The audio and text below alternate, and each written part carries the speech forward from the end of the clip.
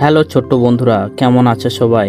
আজকে আমরা তোমাদের পাঠ্য বইয়ের খুব সুন্দর একটি কবিতা সুনির্মল বসুর লেখা গল্প বুড়োর সমস্ত অনুশীলন আর প্রশ্নের উত্তর নিয়ে আলোচনা করব। আজকের ভিডিওতে শুধু উত্তর নয়, আমরা মজার ছলে বুঝে নেব কেন এই উত্তরগুলো হলো। চলো দেরি না করে শুরু করা যাক। এখানে 1 নম্বরে রয়েছে সঠিক শব্দটি বেছে নিয়ে বাক্যটি আবার লেখো।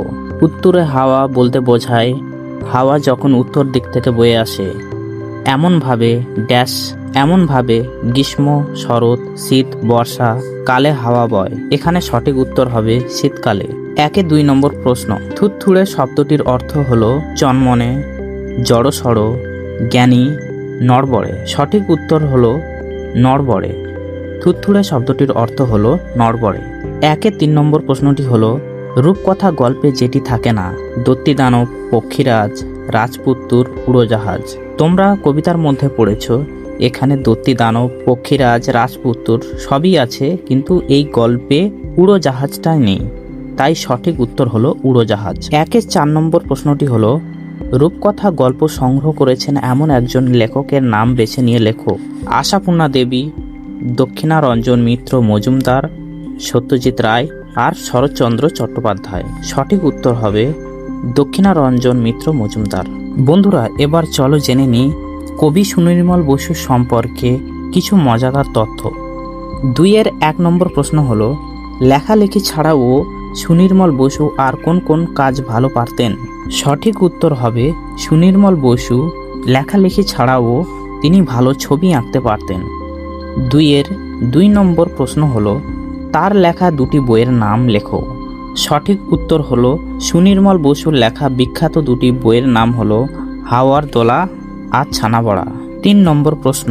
এলোমেলো বর্ণগুলিকে সাজিয়ে শব্দ তৈরি করো। ছোট্ট বন্ধুরা, তোমরা দেখতে পাচ্ছ এখানে একটি বাক্য দিয়ে রেখেছে এবং এই বাক্যগুলো অক্ষরগুলো উল্টো পাল্টা করে রেখেছে, তাই এই বর্ণগুলোকে সাজিয়ে সঠিক বাক্য লিখতে হবে। প্রথম বর্ণটি সাজালে হবে রূপকথা, দ্বিতীয় বর্ণটি সাজালে হবে রাজপুত্তুর, তৃতীয় বর্ণটি সাজালে হবে পক্ষীরাজ, চতুর্থ বর্ণটি সাজালে হবে মনপবন, পঞ্চম বর্ণটি সাজালে হবে আজগুবি। 4 নম্বর প্রশ্নটি হলো অন্তমিল আছে এমন 5টি জোড়া শব্দ কবিতা থেকে খুঁজে নিয়ে লেখো।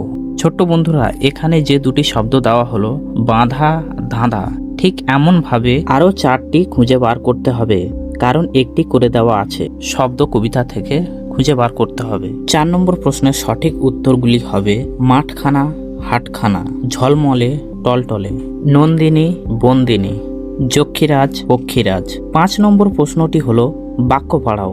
5-1 শীতের হাওয়া বইছে, কেমন হাওয়া? এখানে উত্তর করে দেওয়া আছে শীতকালে উত্তরে হাওয়া বইছে। ঠিক এমন ভাবে বাকি প্রশ্নেরগুলো উত্তরও খুঁজে বার করতে হবে। তাই শুরু করা যাক। 5-2 নম্বর প্রশ্ন হলো গল্প বুড়ো ডাকছে, কেমন বুড়ো? এর সঠিক উত্তর হলো থুতথুরে। থুতথুরে গল্প বুড়ো ডাকছে। 5-3 নম্বর প্রশ্ন হলো গল্প বুড়োর মুখ ব্যথা, মুখ ব্যথা কেন? এর সঠিক উত্তর হলো শীতের ভোরে জোরে জোরে চেঁচিয়ে ডাক পাড়ার জন্য গল্প বুড়োর মুখ ব্যথা। 5-4 নম্বর প্রশ্নটি হলো গল্প বুড়োর ঝোলা আছে, কোথায় ঝোলা?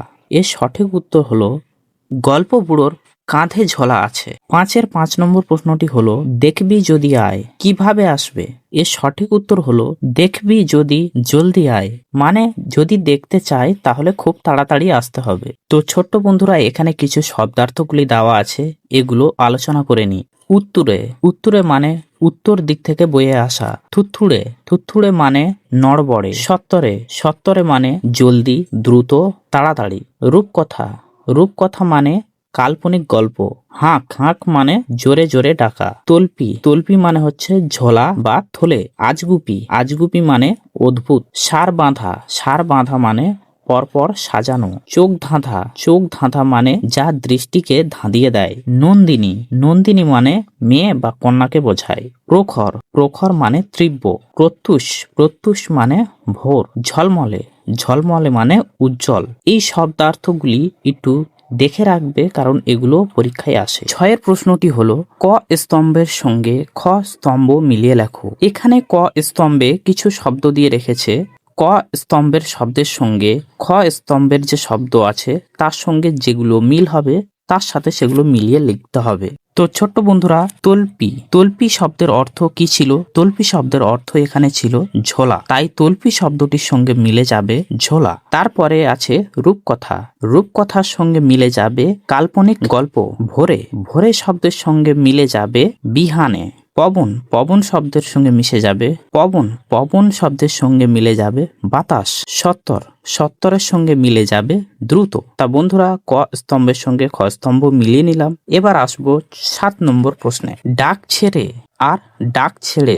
ডাক ছেড়ে আর ডাক ছেড়ে শব্দ জোড়ার মধ্যে কি পার্থক্য তা দুটি বাক্য রচনা করে দেখাও। যেমন একটি উদাহরণ দিয়ে বুঝিয়েছে, বাছুরটি ডাক ছেড়ে মাকে ডাক ছেড়ে। এভাবে আরো দুটি শব্দ রচনা করতে হবে। এখানে উত্তরটি হয়ে যাবে, ডাক ছেড়ে মানে কাউকে সম্বোধন করে ডাকা, আর ডাক ছেড়ে মানে খুব জোরে জোরে ডাকা। ডাক ছেড়ে মানে খুব জোরে চিৎকার করে ডাকা। 8 নম্বর প্রশ্নটি হলো, শব্দ ঝুড়ি থেকে নিয়ে বিশেষ্য ও বিশেষণ আলাদা করে লেখো। এখানে ছোট্ট বন্ধুরা একটু শিখে নাও। বিশেষ্য হলো কোনো নাম, বিশেষ্য হলো কোনো নামকে বোঝায়, আর বিশেষণ হলো কোনো গুণ বা অবস্থাকে বোঝায়। প্রথমে উত্তরে। উত্তরে হয়ে যাবে বিশেষণ। থুতথুড়ে। থুতথুড়েও হয়ে যাবে বিশেষণ, কারণ এটি থুতথুড়ে বুড়োর অবস্থাকে বোঝাচ্ছে। তল্পি। তল্পি হয়ে যাবে বিশেষ্য, কারণ এটি নামকে বোঝায়। ঝোলা। ঝোলা হয়ে যাবেও বিশেষ্য। জলদি। জলদি হয়ে যাবে বিশেষণ। আজগুবি। আজগুবি হয়ে যাবে বিশেষণ। সত্তর। সত্তরও হয়ে যাবে বিশেষণ। শীত। শীত হয়ে যাবে বিশেষ্য। রাজপুত্তুর। রাজপুত্তুর হয়ে যাবে বিশেষ্য। কারখানা। কারখানা হয়ে যাবে বিশেষ্য।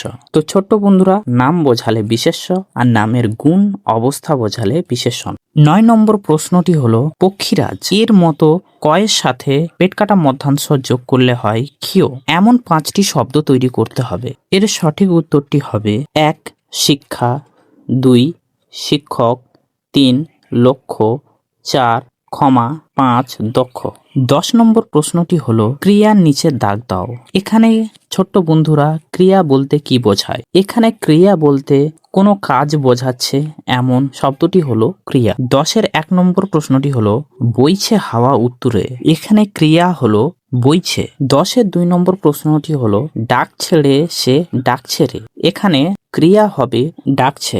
10-এর 3 নম্বর প্রশ্নটি হলো, আয়রে ছুটে ছোটরা। এখানে ক্রিয়া হবে ছুটে। 10-এর 4 নম্বর প্রশ্নটি হলো, দেখবি যদি জলদি আয়। এখানে ক্রিয়া হবে দেখবি। 10-এর 5 নম্বর প্রশ্নটি হলো, চেঁচিয়ে যে তার মুখ ব্যথা। এখানে ক্রিয়া হবে চেঁচিয়ে। এখানে ছোট্ট বন্ধুরা, 11 নম্বরের প্রশ্নটি হলো, তোমার দৃষ্টিতে গল্প বুড়োর সাজ পোশাক কেমন হবে তা একটি ছবি আঁকো। এখানে ঠিক এমন একটি ছবি দিলাম, তোমরাও তোমাদের মতো একটি ছবি আঁকার চেষ্টা করো গল্প বুড়োর। 12 নম্বরের প্রশ্নটি হলো, নিচের প্রশ্নগুলির উত্তর নিজের ভাষায় লেখো। 12-এর 1 নম্বর প্রশ্নটি হলো, গল্প বুড়ো কখন গল্প শোনাতে আসতো? এর সঠিক উত্তর হলো, শীতকালের কনকনে ঠান্ডায় যখন উত্তর দিক থেকে হাওয়া বয়, অর্থাৎ শীতের ভোরে গল্প বুড়ো গল্প শোনাতে আসতো। 12-এর 2 নম্বর প্রশ্ন হলো, গল্প বুড়োর ঝোলায় কি কি ধরনের গল্প রয়েছে?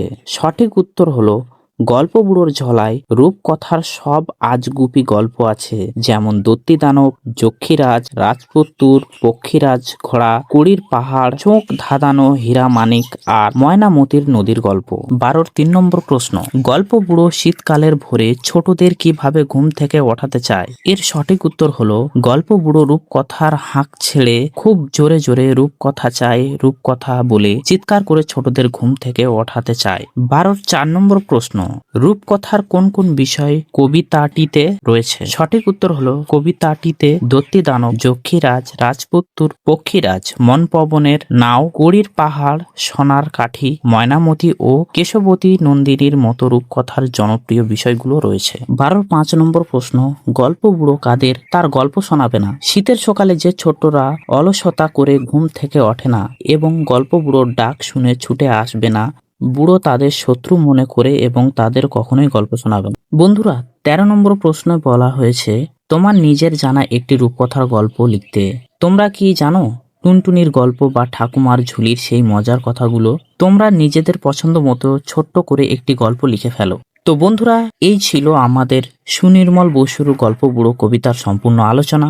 আশা করি তোমাদের আর কোনো প্রশ্নের উত্তর মুখস্থ করতে হবে না, সব তোমরা নিজেরাই লিখতে পারবে। ভিডিওটি যদি ভালো লেগে থাকে সাবস্ক্রাইব করে রেখো পরবর্তী ভিডিওর জন্য।